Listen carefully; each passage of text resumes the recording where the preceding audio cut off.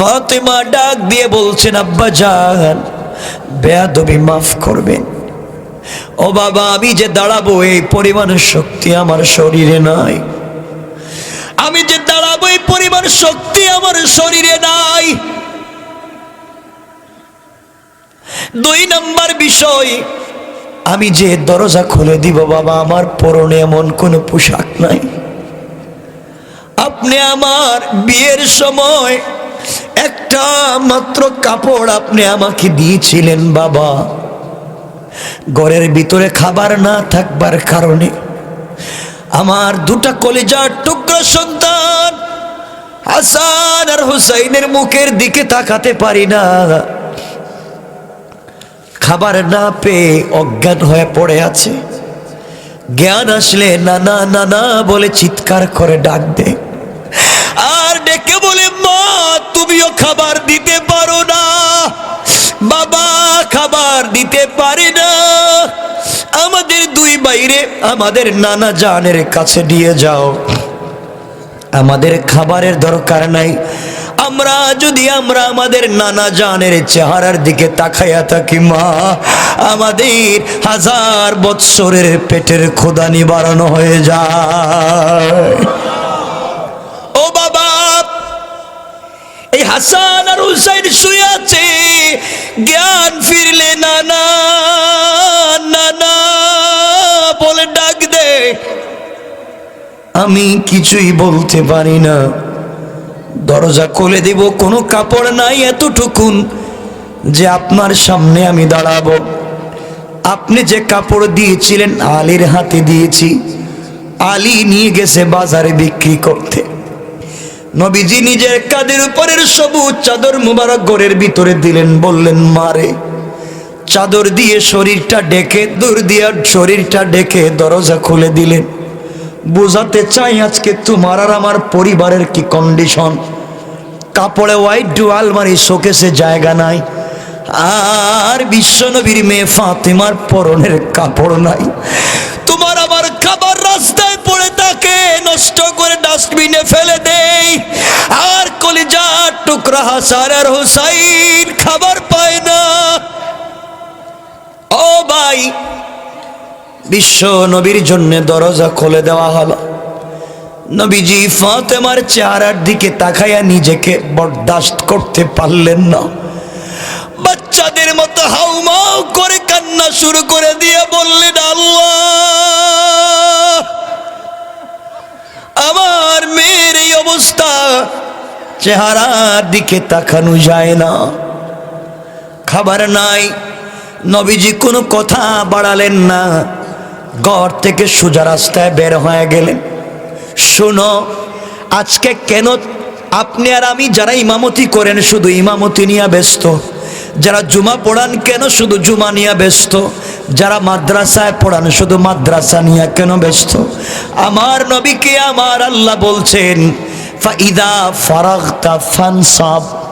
সূরা ইনশিরাহে আল্লাহ বলছেন, বন্ধুরে যখন তুমি ফ্রি হবা ফানসাব, কাজ করো, কাজ করে খাও। আমার নবীজি ঘর থেকে বের হলেন, রাস্তায় গিয়ে ডাক দিয়া বললেন, কেউ কি আছো? আমাকে একটা কাজ দেও, আমি কাজ করব। আমার মেয়ের মুখে খাবার দিতে হবে। নবীজিকে কে কাজ দিবে? রাস্তায় বের হয়ে নবীজি কাজ খুঁজতেছেন, কর্মচারীর কাজ করবেন। কিছু দূর যাওয়ার পরে আল্লাহর পয়গম্বর তাকাইয়া দেখেন একজন ইহুদি যুবক তার খেজুর বাগানের গেটে দাঁড়ায় আছে। নবীজি ডেকে বললেন, বাইরে তোমার খেজুরের বাগানে কোনো কর্মচারী লাগবে কি, কোনো কামলা লাগবে কি? লোকটা বলছে, মুহাম্মদ ইবনে আব্দুল্লাহ, আমি একজন কামলা খুঁজতেছি। আমার খেজুরের গাছের গোড়ায় পানি দিবে, কিন্তু কর্মচারী পাই না। নবীজি বললেন, তুমি পানি দিলে কি দিবা? কর্মই লোকটা বলছে, মুহাম্মদ ইবনে আব্দুল্লাহ, যে আমার খেজুরের বাগানে গাছের গোড়ায় পানি দিবে, 1 বালতি পানি 2টা খেজুর দেব। নবীজি বললেন, বা ইহুদি, তুমি কি তোমার বাগানে আমাকে কর্মচারীর আজকের কাজটা দিবা? তোমার বাগানে আমি তোমার খেজুরের গাছের গোড়ায় বালতি দিয়ে কূপ থেকে উঠাইয়া পানি দিব, বিনিময় তুমি কি দিবা? লোকটা বলছে, এক বালতি পানি দিলে 2টা খেজুর। আমার নবীজি বললেন, আমি 10 বালতি পানি দিব, তুমি 20টা খেজুর দিবা। আমি আমার মেয়েকে খাওয়াতে চাই, আমি আমার হাসান হুসাইনকে খাবার দিতে চাই। বাইরে নবীজি চাইলে সাহাবায়ে কেরাম তো সব কিছুই দিতে পারতেন। নবীজি আল্লাহর কাছে চাইলে অহুদ পাহাড়কে স্বর্ণ বানাইয়া দিতে পারতেন, কিন্তু চাওয়ার হাতটা দামি না, কর্মের হাতটা বড় দামি। এই জন্যে নবীজি নিজে কাজ করতে গেলেন। নবীজি বললেন, আমি পানি দিব। আমার নবীজি হাতের মধ্যে বালতি নিয়া কূপের নিচে বালতিগুলা ছেড়ে দিয়া নিচ থেকে কষ্ট করে করে উঠাইয়া যখন গাছের গোড়ায় পানি দেন, নবীজির গোটা বডি থেকে গাম ঝরতেছে। নবীজির শরীরের গ্রাম তো জান্নাতুল ফেরদাউসের চাইতে দামি। এই নবীজির শরীর থেকে আজকে গাম ঝরে। নবীজি কষ্ট করে করে পানি উঠান। আসমান জমিনের ফেরেশতারা হাউমাউ করে কান্না করে। আসমান জমিন কেঁদে বলে, আল্লাহ, যার জন্যে গোটা দুনিয়া আজকে তুমি সাজাইলা, এই বন্ধুকে দিয়ে তুমি ইহুদির বাগানে পানির খাস করাচ্ছ। নবীজি 9 বালতি পানি দিলেন। 10 নাম্বার বালতি পানি দেওয়ার জন্যে আমার নবী যখন বালতিটা কূপের নিচে ছেড়ে দিয়ে দড়ি ধরে টান দিয়েছেন, রশ্মি ধরে টান দিয়েছেন, দিতে দেরি হয়েছে, রশ্মি আর দড়ি ছিঁড়ে নবীজির হাতে চলে আসছে দড়ি, বালতি কূপের নিচে চলে গেছে। আমার নবী আখেরি জামানার পয়গম্বর জনাবে মুহাম্মদুর রাসূলুল্লাহ সাল্লাল্লাহু আলাইহি ওয়াসাল্লাম দৌড়াইয়া ইহুদির সামনে গেলেন আর গিয়ে বললেন, ভাইরে, 10 বালতি পানি দেওয়ার কথা ছিল, দিতে পারলাম না, 9 বালতি দিয়েছি, আমাকে 18টা খেজুর দাও, 20টা দেওয়ার দরকার নাই, 1 বালতি পানি দিতে পারলাম না, দড়ি ছিঁড়ে বালতি কূপের নিচে চলে গেছে। বেয়াদব ইহুদি ডাক দিয়া বলছে, মুহাম্মদ ইবনে আব্দুল্লাহ, তোমাকে আমার খেজুর বাগানে গাছের গোড়ায় পানি দেওয়ার জন্য কর্মচারী নিযুক্ত করেছি, তুমি কেন আমার দড়ি ছিঁড়ে বালতি কূপের নিচে ছেড়ে দিলা? এই বালতি ছাড়া তো আমার হবে না। এই কথা বলে, ও ভাই, যেই শরীরে, যেই বিশ্ব নবীর শরীর মোবারকে মশা মাছি বসাকে আল্লাহ হারাম করে দিয়েছে, এই নবীজির গাল মুবারকে চট করে একটা থাপ্পড় মেরে দিল। আবার নবীর গালে এত জোরে আঘাত করেছে, 5টা আঙ্গুলের দাগ বিশ্ব নবীর গাল মুবারকে বসে গেছে। আমার নবীজি তো এমন নবী, আল্লাহ তাকে উত্তম আদর্শ দিয়ে দুনিয়ায় পাঠাইছে।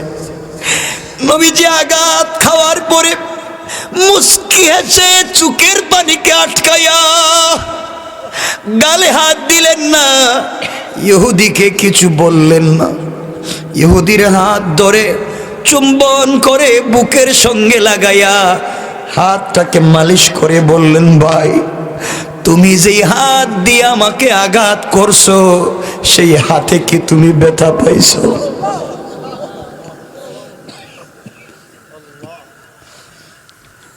সেই হাতে কি তুমি ব্যথা পাইছো? এই কথা বলে নবীজি বললেন, বাইরে, কিয়ামতের দিনে আল্লাহর কাঠগড়ায় তুমি আমাকে আসামি বানাইও না। আমি তোমার বালতি ফেলে দিয়েছি, এই জন্যে যদি তোমার প্রতিশোধ নিতে হয়, আমি বিশ্ব নবী আমার পরনের পোশাক খুলে পিঠটা বের করে দিলাম, আমার পিঠে আঘাত করে করে প্রতিশোধ নিয়ে নাও। এরপরেও আল্লাহর কাঠগড়ায় আমাকে আসামি বানাইও না। এই কথা বলে আমার নবী লম্বা কথা সংক্ষেপ করে দিলাম। বিশ্ব নবী 18টা খেজুর নিয়ে বাড়ির দিকে রওনা করলেন। ফাতেমার দিক বাড়িতে যা। এদিকে ইহুদি চিন্তা করে, কাকে আঘাত করলাম রে, কারে মারলাম, যাকে মারবার পরে আমাকে মারলো না, আমাকে একটা গালি দিল না, বরং আমার হাতটাকে চুম্বন করে বলছে আমি কি হাতে ব্যথা পেয়েছি। প্রতিশোধ নেওয়ার জন্য বলছে পিঠটা বের করে দিবে। বুঝতে পেরেছি তাওরাত জবুরে যে আখিরি জামানার বিশ্ব নবীর কথা বলা হয়েছে, উনি মনে হয় আখিরি জামানার নবী। আমি কেমনে ওনাকে মারলাম বুঝতে পেরেছি। তাওরাত জবুর খুলে দেখে নবীজির যতগুলা গুণাবলী লেখা সবগুলা তো আমার নবীর মধ্যে পেয়েছে। এবার ইহুদি চিন্তা করে কেমনে আঘাত করলাম, কেমনে আমি আল্লাহর সামনে দাঁড়াবো। আল্লাহ যদি বলে বেয়াদব ইহুদি, আমার বন্ধুকে যে হাত দিয়ে মারলে এই হাত নিয়ে কেমনে আমার সামনে হাজির হলে। এই কথা চিন্তা করে ইহুদি চিন্তা করলো না, ভুল হয়ে গেছে, ভুল হয়ে গেছে, আল্লাহর কাছ থেকে বাঁচা লাগবে। কারণ নবীজির সংস্পর্শে কয়েকটা মিনিট ছিল, আসর আর প্রভাব পড়ে গিয়েছে। ইহুদি চিন্তা করলো এই হাত নিয়ে আল্লাহর সামনে দাঁড়ানো যাবে না। পাথরের উপরে হাত রেখে কূপ দিয়ে হাত আলাদা করে ফেললো। নিজের হাত কেটে ব্যাগের ভিতরে ঢুকায়া দৌড়ায় বিশ্বনবীর বাড়ির দিকে দৌড়ায়। খবর নিয়ে জানে আমার নবী ফাতেমার বাড়িতে আছে। দরজায় গিয়া সালাম দিয়ে ডাক দিয়া বলে, ওগো মোহাম্মদ ইবনে আব্দুল্লাহ, বেয়াদবি মাফ করবেন, আপনার ঘরে কি আসার সুযোগ আছে? নবীজি বললেন আসো বসো। লোকটা বলছে আমি ভুল করে ফেলেছি, আপনাকে চিনি নাই। আপনি আমার কাছ থেকে যাওয়ার পরে আমি অনুশোচনায় ভুগতেছি। আপনি মায়ের খাওয়ার পরে আমার চেহারার দিকে তাকাইয়া যে মুস্কি হাসলেন, আপনার হাসিটা তো আসমানের চন্দ্র সূর্যের চাইতেও দামি। আমি ভুল করেছি, মাফ চাই। আপনি আমাকে কালিমা পড়াইয়া মুসলমান বানাইয়া দেন। আল্লাহু আকবার। নবীজি কালিমা পড়াইয়া মুসলমান বানাইয়া দিলেন। এবার বললেন ভাই কালিমা তো পড়েছ। যুবক কান্না করে বলছে পয়গম্বরে আরবি, এবার বলেন আমার জিন্দেগির গুনাহ মাফ হবে কিনা? আমি যে আপনাকে মারছি গুনাহটা মাফ হবে কিনা? নবীজি বললেন ভাই যত অপরাধ করেছো কালিমা পড়বার কারণে আল্লাহ তোমাকে মাফ করে দিয়েছেন। দেও না, হাতটা বের করে দাও, তোমার সঙ্গে মুসাফা করি। ইহুদি নবমুসলিম হাত বের করে দিতে দেরি হয়েছে, আগের চাইতে শক্তিশালী এবং বেশি সুন্দর হয়ে গেছে। সুবহানাল্লাহ, জোরে পড়েন। এই হচ্ছেন আমার নবী। ও ভাই, একজন ইহুদি নবীজিকে চিনতে পারলো, কিন্তু আমরা মুসলমান হইয়া চিনি না। আল্লাহ যদি বলছেন নবীজির মারবার পরে, নবীজিকে আঘাত করবার পরে, নবীজিকে পিটাবার পরে ইহুদি মাফ চাইলে যদি আল্লাহ মাফ করে দিতে পারেন, কালিমা পড়লে যদি 100 বছরের গুনাহ মাফ হয়ে যায়। আমরা তো ইহুদি না, আমরা খ্রিস্টান না, আমরা হিন্দু না, আমরা বৌদ্ধ না, আমরা তো মুসলিম। আল্লাহ বলেছেন ও মুসলমান তুই গুনাহ করবি, আমি জানি। তুই যদি আটলান্টিক মহাসাগর পরিমাণ গুনাহ নিয়ে আমি আল্লাহর সামনে হাজির হয়ে যাস, আমি আল্লাহ আসমান জমিন পর্যন্ত রহমত নিয়ে হাজির হয়ে যাই। এমন এক গর্তের ভিতরে আমাকে রেখে দেওয়া হবে, যে গর্তের ভিতরে কোনো লাইট নাই, কোনো আলো নাই, কোনো বন্ধু নাই, কোনো বান্ধব নাই, কোনো আত্মীয় স্বজন নাই, শুধু সাপ বিচ্ছু থাকবে। এই কবরের ভিতরে তুমি একা একা কেমনে থাকবা? আল্লাহ বলেছেন গোলাম রে, এই কবরে যাওয়ার আগে কবরের সামান নিয়ে কবরে যাও, কারণ কবরের ভিতরে কারো পরিচয় চলবে না। ও ভাই, দুনিয়ার মামলায় যদি তুমি আটকা পড়ে যাও, জেলে যাও, তোমার উপরে যদি মামলা হয়ে যায়, তোমাকে যদি জেলে পুরে দেওয়া হয়, কোর্টে গেলে টাকা দিলে তোমার পক্ষে উকিল পাইবা। ম্যাজিস্ট্রেট তোমাকে জামিন দিতে পারে, পারে কি পারে না? উকিলও আছে, ম্যাজিস্ট্রেট আছে, টাকা কাজে লাগি। কিন্তু মরে যাওয়ার পরে কবরের মামলায় যদি আসামি হয়ে যাও, কবরের মামলায় যদি আসামি হয়ে যাও, কবরে কোনো উকিল পাবা না, কোনো ম্যাজিস্ট্রেট পাবা না। কবর এমন একটা জায়গা, ওখানের ফেরেশতারা ঘুষ খায় না, ঘুষ নিবে না। কেমনে একা একা কবরের ভিতরে থাকবা, চিন্তা করে তারপরে কবরে যাও। মনে রাখবা, মনে রাখবা, কবরে যদি তুমি আটকা পড়ে যাও, জান্নাতি যাওয়ার কিন্তু তোমার সুযোগ নাই। আর এই কোরআনের সঙ্গে সম্পর্ক করে যদি কবরে চলে যাও, সবাই তোমাকে ভুলে যেতে পারে, সবাই দুনিয়ার জমিনে মাটির উপরে থাকবে। কোরআনের সঙ্গে যদি সম্পর্ক করে কবরে যাও, এই কোরআন আল্লাহ রাব্বুল ইজ্জত ওয়াল জালাল কবরের ভিতরে রূহ দিবেন। কোরআন কথা বলে বলে তোমাকে কবর থেকে জান্নাত পর্যন্ত সুপারিশ করে নিয়ে যাবে। আমার মুসলমান বন্ধুগণ,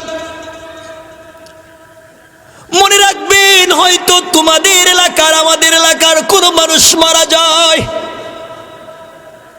অনেক বড় টাকাওয়ালা কেউ যদি মারা যায়, বাইরে আপনি জানেন না, আপনি মারা যাওয়ার পরে আপনাকে যে রুমের ভিতরে আপনি মারা যাবেন, আপনার স্ত্রী তার সন্তানদেরকে ডেকে বলবে, কোথায় আছো, আসো, তোমাদের বাবা ইন্তেকাল করেছে, বাবার লাশকে আমার সুন্দর বাড়ির ভিতরে বেশি সময় রাখা যাবে না, দুর্গন্ধ হয়ে যাবে। তোমার হাতে দামি ঘড়ি থাকলে খুলে নেওয়া হবে, তোমার দামি পোশাকগুলা খুলে ফেলা হবে, শরীরের মধ্যে কোনো কাপড় থাকবে না।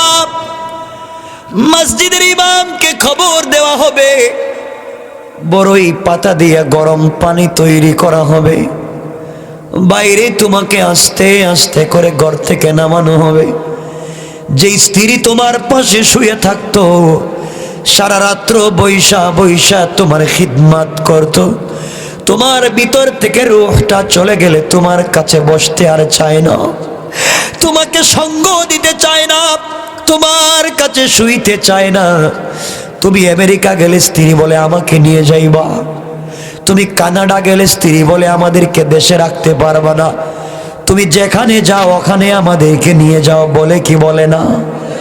কিন্তু বাইরে কবরের যাত্রী তুমি হয়ে যাও, কোন স্ত্রী তোমার সঙ্গে কবরে যাবে না, তোমার মা তোমার সঙ্গে কবরে যাবে না, তোমার আত্মীয় স্বজন কেউ তোমার সঙ্গে কবরে যাবে না।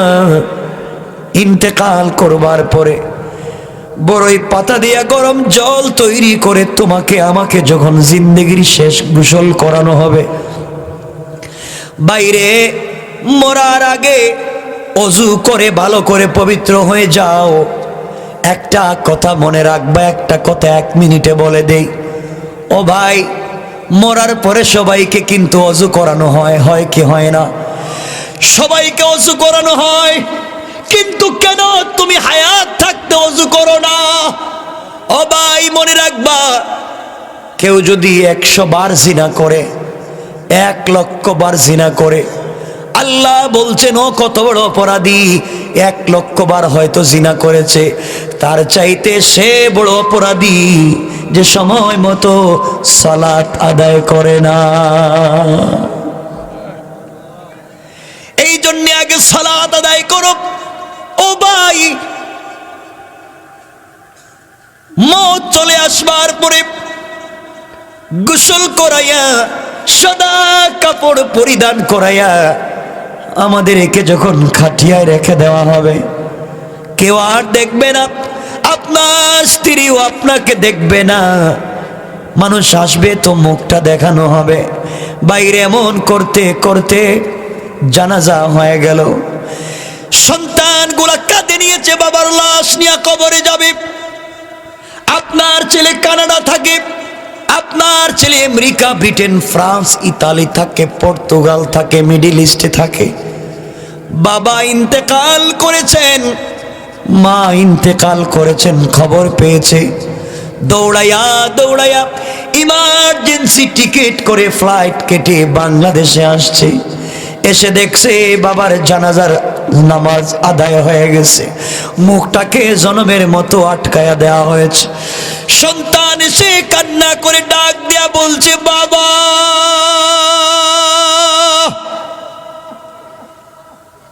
তুমি আমাকে বড় করবার জন্যে গোটা জিন্দেগির সমস্ত পরিশ্রম আমার পিছনে করলা। ও বাবা তুমি আমাকে ভালো রাখবার জন্যে কত ঈদের দিনে দেখলাম তুমি ছেঁড়া লুঙ্গি ছেঁড়া জুতা পরে ঈদগাহে গেছো, আমার জন্যে দামি কাপড় দামি পোশাকের ব্যবস্থা করেছো। ও মা কতদিন তুমি না খায়া দিন রাত্র কাটাইয়া দিয়েছো। আমি স্কুল থেকে এসেছি, মাদ্রাসা থেকে এসেছি রে মা, ওই ঠান্ডা খাবার যেটা ঘরে ছিল গরম করে আমাকে খাইয়ে দিয়েছো, তুমি খাও নাই। আজ তুমি ইন্তেকাল করেছো, তোমার চেহারা দেখতে চাই। সন্তান বাবার লাশ জড়াইয়া কান্না করে বলে, বাবা আমার সঙ্গে একটাবার কথা বলো। এমন সময় এলাকার লোকেরা বলতেছে, না না এই লোকটার চেহারা দেখানো যাবে না, তার জানাজা হয়ে গিয়েছে, লাশটার মুখটাকে জনমের মতো বন্ধ করে দেওয়া হয়েছে, আর চেহারা দেখানো যাবে না। সন্তান কাটা কবুতরের মতো মাটিতে পড়ে কান্না করে, স্ত্রী হয়তো ঘরের ভিতরে সাদা কাপড় পরে ফেলেছে, মা বাপ থাকলে ওরাও কান্না করে, কিন্তু কেউ নাই, কেউ তোমার সঙ্গে কবরে যাইতে চায় না। বাইরে দিলে কান লাগাইয়া শোনো, তোমার বন্ধু বান্ধব আসবে, এসে বলবে লোকটা রাত্রে মারা গিয়েছে, এখন পর্যন্ত তোমরা জানাজা পড়াইয়া কবর দেও না কেন, লাশ ফুলে যাবে, দুর্গন্ধ হয়ে যাবে, বলে কি বলে না? কোন বন্ধু বান্ধব বলবে আমার অফিসের টাইম, সময় নাই, দেখে গেলাম জানাজা পড়তে পারলাম না। যার সঙ্গে রাত দিন তুমি কাটাইছো, যার সঙ্গে আড্ডা দিয়ে রাত্র কাটাইয়া দিয়েছো, আল্লাহর সঙ্গে কথা বলবার সময় পাও নাই, আজকে তারা তোমার জানাজায় থাকতে চায় না। কিছু আত্মীয় স্বজন আছে, এমন আছে জানাজার নামাজ পড়ার পরে আর কবরের পারে যাইতে চায় না। বাইরে তোমার মামাতো ভাই, খালাতো ভাই, ফুফাতো ভাই, বন্ধু বান্ধব, স্বামীর বাড়ির স্ত্রীর বাড়ির অনেক আত্মীয় স্বজন এসেছে, জানাজার পরে সবাই গাড়িতে উঠে চলে যায়, তোমার সঙ্গে আর কেউ যায় না। তুমি বিদেশ থেকে আসলে সবাই তোমার জন্য এয়ারপোর্টে যায়, তুমি নির্বাচনে দাঁড়ালে সবাই তোমার পিছনে স্লোগান দেয়, মিছিল দেয়, আনন্দ করে। আজ তুমি কবর পথের যাত্রী, কেউ তোমার সঙ্গে সামনে যেতে চায় না। আরো কিছু আত্মীয় স্বজন আছে, কাঁধের মধ্যে খাটিয়া নিয়ে বাবার লাশ নিয়ে যখন কবরের দিকে যায়, ওই লোকটা হয়তো নামাজি ছিল না, পায়ে ধরে বলে যাই নামাজ পড়েন, নামাজি হয়ে যান। এমন সময় খাটিয়ার উপর থেকে গোলাপ দেখবে, তাকে যেই জায়গায় নিয়ে যাওয়া হচ্ছে, কবরের ভিতরে দাও দাও করে জাহান্নামের আগুন জ্বলতেছে। কবরের ভিতরে দুইজন ফেরেশতা বুবা, কথা বলতে পারে না, লোহার মুগুর নিয়ে দাঁড়িয়ে আছে। ওই লোকটা দেখবে আরো দুইজন ফেরেশতা বদির, কানে শুনে না, হাতুড়ি নিয়ে দাঁড়িয়ে আছে।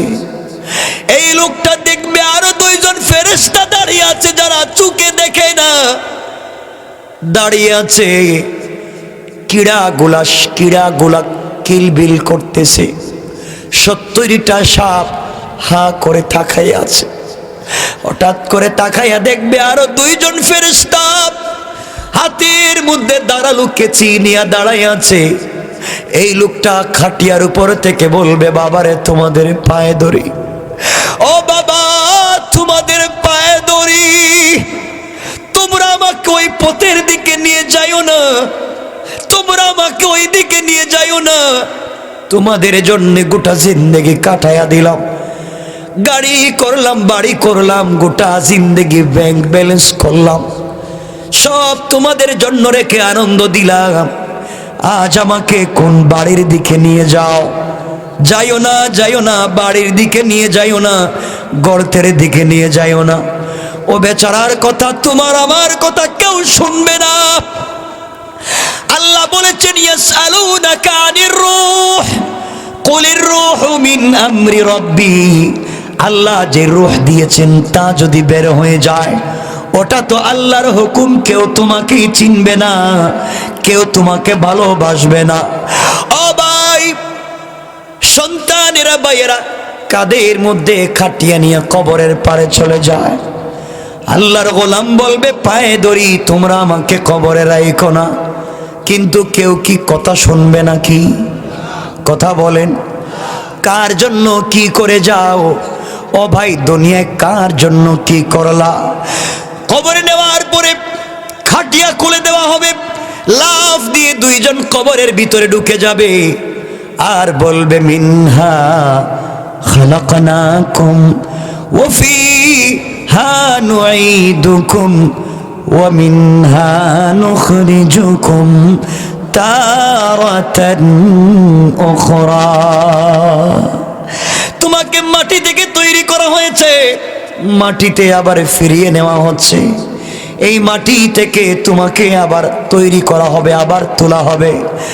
বাইরে দুইজন কবরে ঢুকে যাবে, তোমাকে আমাকে শোয়া দিবে, মাথাটাকে কিবলার দিকে করে দেবে, মুখের কাপড়টা খুলে দিবে। সবাই কবরের উপরে উঠে যাবে, মাটি চাপা দেওয়া শুরু করবে, চাটাই দিবে, মাটি দিবে, কেউ আর থাকবে না। সব দেওয়া শেষ, তোমার সন্তান, তোমার স্ত্রী, তোমার মা, তোমার বাবা, তোমার ভাই, কেউ আর কবরে থাকতে চায় না, সবাই চলে আসবে। তুমি একা একা অন্ধকার কবরে, ডাইনে মাটি, বামে মাটি, সামনে মাটি, পিছনে মাটি, নিচেও মাটি, উপরে চাটাই, কোথায় ভাগবা? ভাগবার জায়গা নাই। ও ভাই, এই কবরের ভিতরে তোমার সঙ্গে কেউ নাই। বাইরে তুমি কেন ভুল করো? কেন নিজেকে চিনো না? জাহান্নামের পথ থেকে নিজেকে যদি বাঁচাতে হয়, অবশ্যই অবশ্যই তোমাকে আল্লাহ এবং রাসূলের পথে চলা লাগবে কিনা? এই জন্য আমার মুসলমান বন্ধুগণ, গভীর মনোযোগ।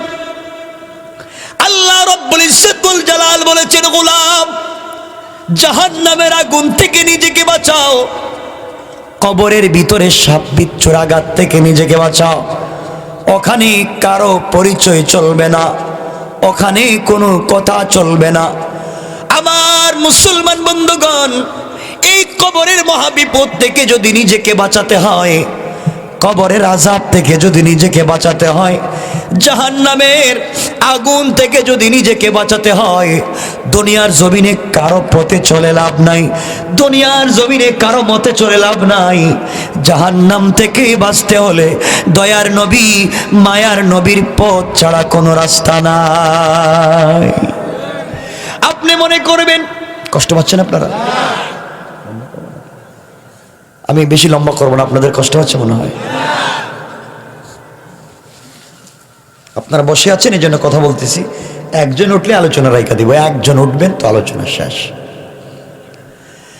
আমার মুসলমান বন্ধুগণ, আল্লাহ রাব্বুল ইজ্জতুল জালালের পয়গম্বর বিশ্বনবী সাল্লাল্লাহু আলাইহি ওয়াসাল্লাম নিজের মেয়ে ফাতিমাকে বলছেন, ইয়া ফাতিমা আনকিজি নাফসাকি মিনান নার। ও আমার কলিজার টুকরা মেয়ে ফাতিমা, তুমিও নিজেকে জাহান্নামের আগুন থেকে বাঁচাইও রে মা। আমি বাবার পরিচয় দিলে কবরের ভিতরে কোনো লাভ হবে না, কবরের ভিতরে আমি বাবার পরিচয় চলবে না। কবরের ভিতরে একমাত্র ঈমান আর আমল ছাড়া বিকল্প কোনো রাস্তা নাই।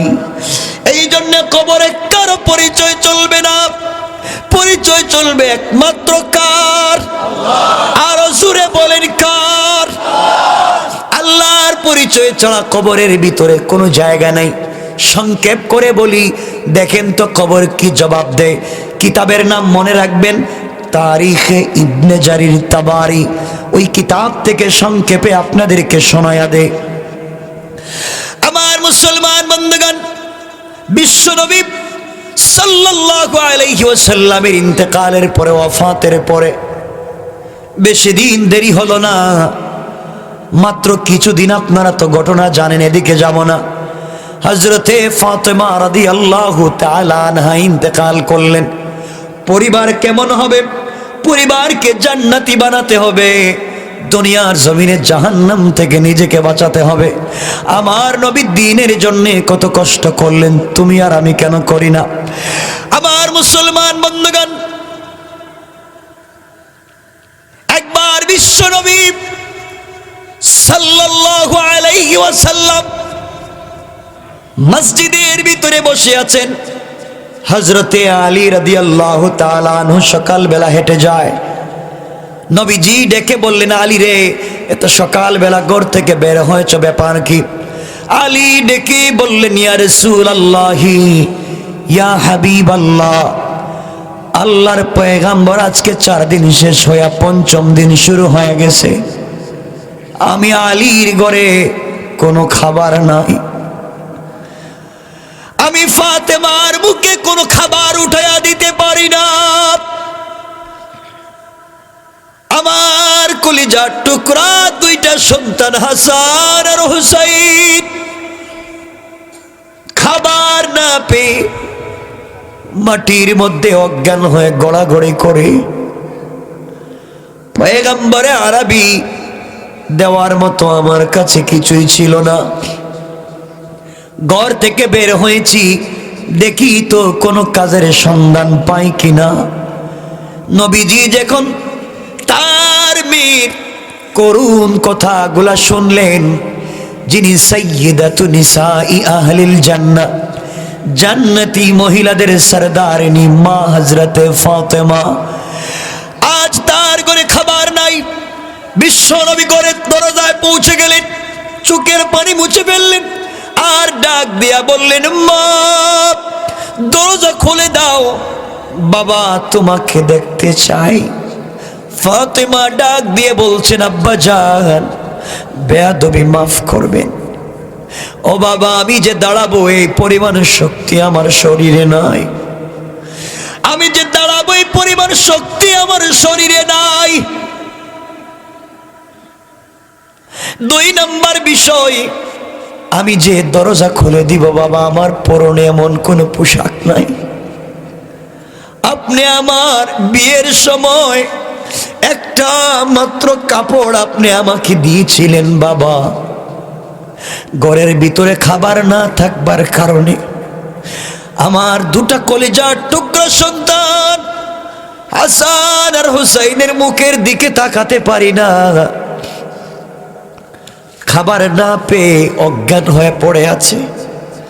জ্ঞান আসলে নানা নানা বলে চিৎকার করে ডাক দে, আর ডেকে বলে, মা তুমিও খাবার দিতে পারো না, বাবা খাবার দিতে পারে না, আমাদের 2 ভাইরে আমাদের নানা জানের কাছে দিয়ে যাও, আমাদের খাবারের দরকার নাই। আমরা যদি আমাদের নানা জানের চেহারার দিকে তাকাইয়া থাকি, মা আমাদের 1000 বৎসরের পেটের ক্ষুধা নিবারণ হয়ে যায়।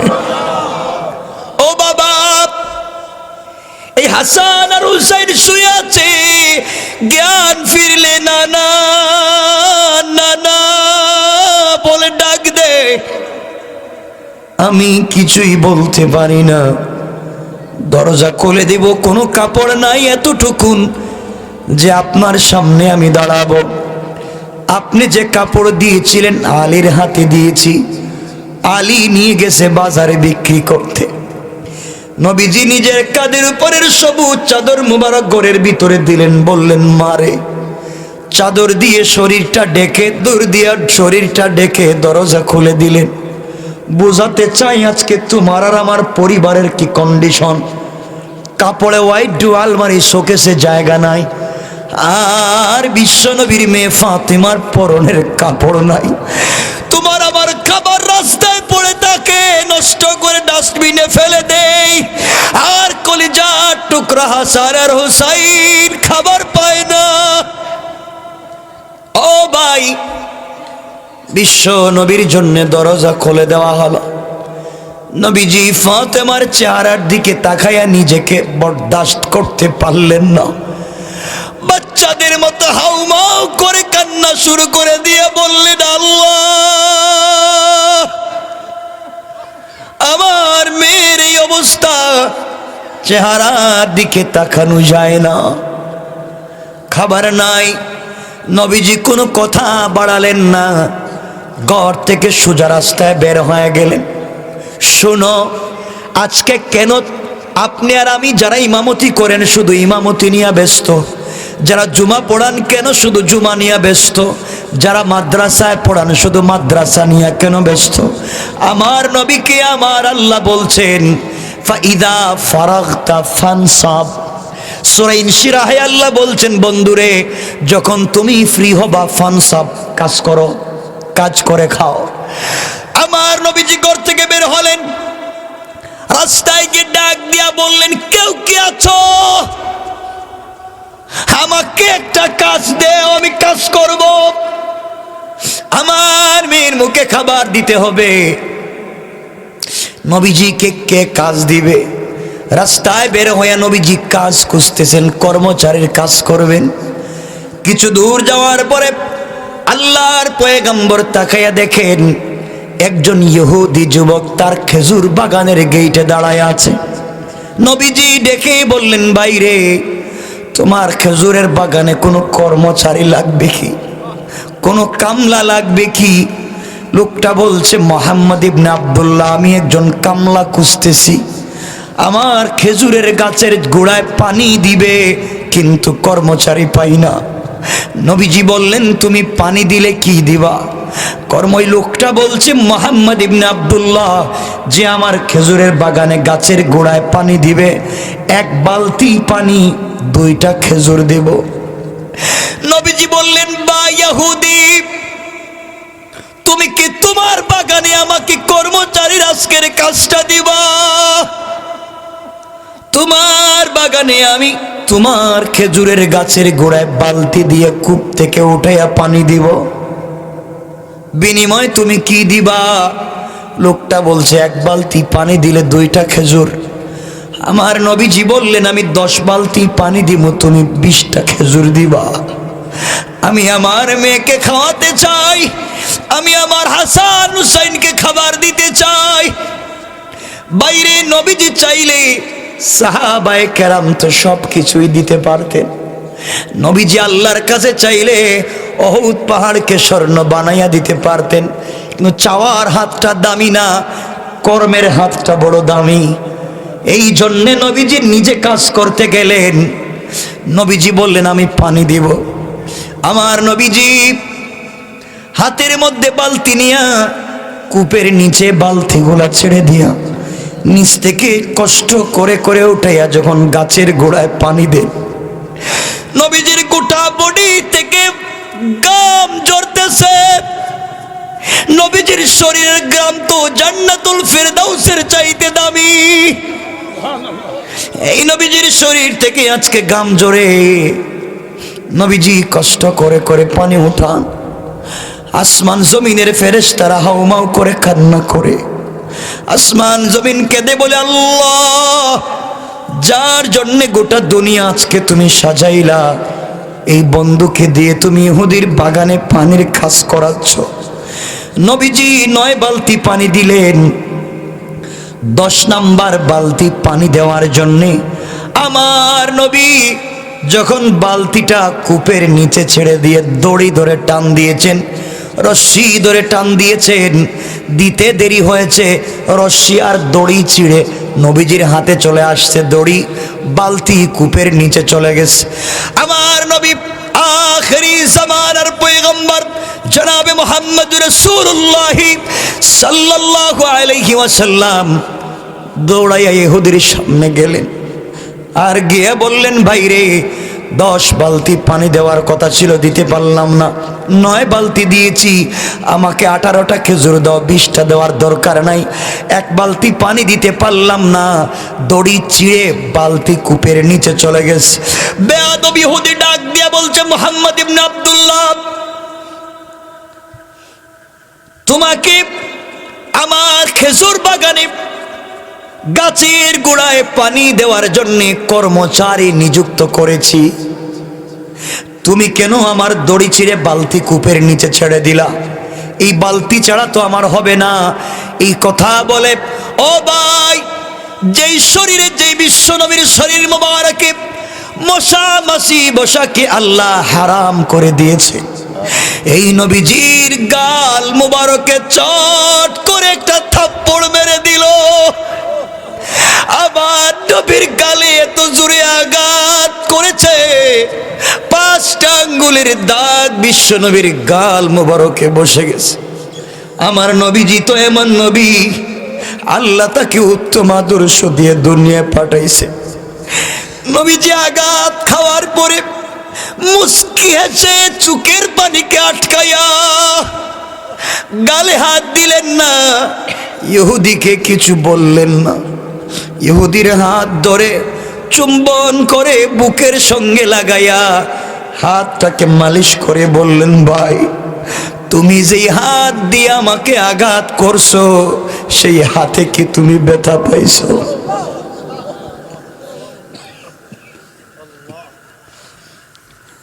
সেই হাতে কি তুমি ব্যথা পাইছো? এই কথা বলে নবীজি বললেন, বাইরে কিয়ামতের দিনে আল্লাহর কাঠগড়ায় তুমি আমাকে আসামি বানাইও না।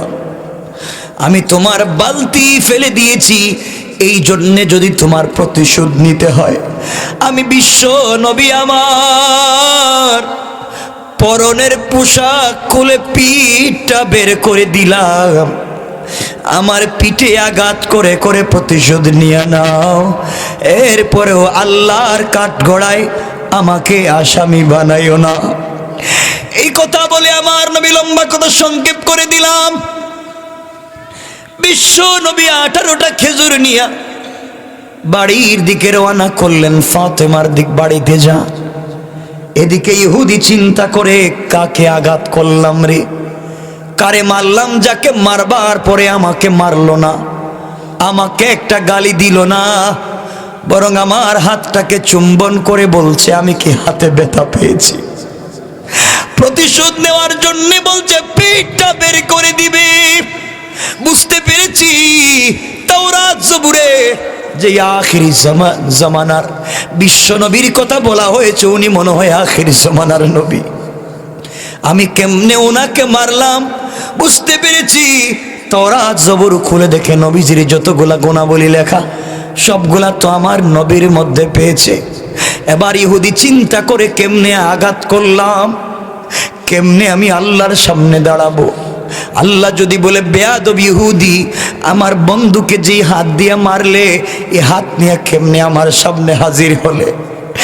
এই কথা চিন্তা করে ইহুদি চিন্তা করলো না, ভুল হয়ে গেছে, ভুল হয়ে গেছে, আল্লাহর কাছ থেকে বাঁচা লাগবে।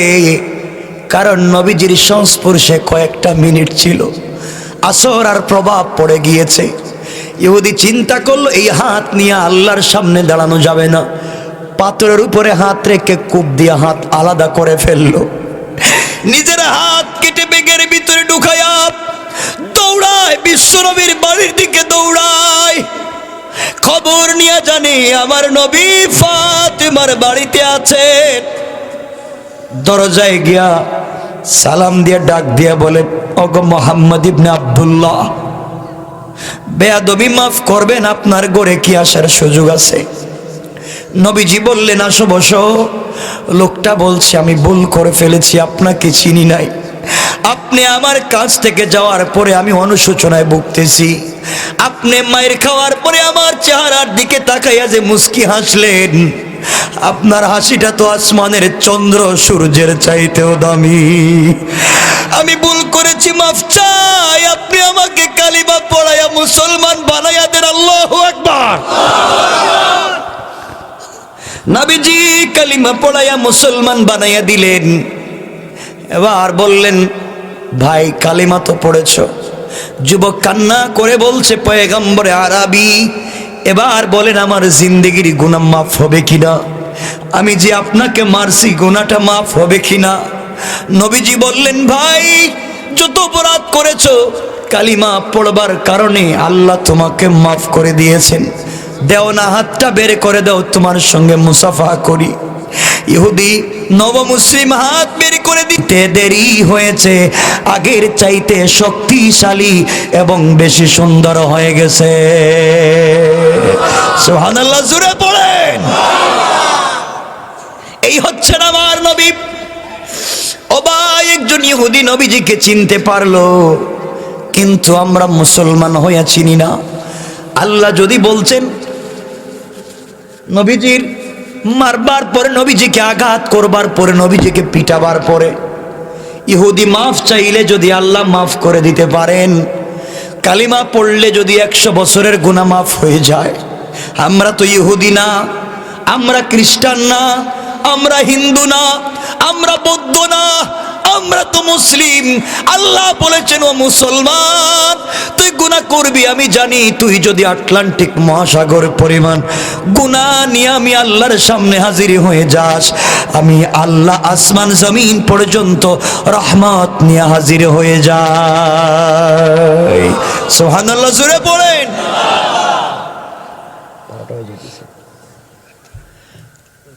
লম্বা করা যাবে না, কষ্ট হচ্ছে আপনাদের, বুঝতেছি। রাত্র 12টা হয়ে যেতেছে। হ্যাঁ, এজন্য কষ্ট হচ্ছে আপনাদের। খুব লম্বা করতেছি না, আর না, আপনারা যতই বলেন লম্বা করার কথা, 12টা হয়ে যাচ্ছে। আমার বন্ধুগণ, এতক্ষণ যা বুঝালাম একটু ভয় ঢুকাতে চাইলাম, কবরের ভয়, জাহান্নামের ভয়। এই পথে আমরা যাব না। কথা দেন, আমরা জাহান্নামের দিকে যাব? কথা বলেন, যাব? আওয়াজ করে বলেন, যাব?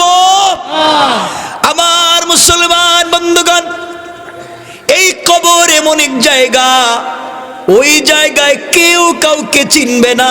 সুতরাং এই কবর থেকে যদি নিজেকে কবরের আযাব থেকে বাঁচাতে হয়, দুনিয়ার জমিনে আল্লাহর তাওহীদ এবং রাসূলের রিসালাত ছাড়া বিকল্প কোনো রাস্তা নাই।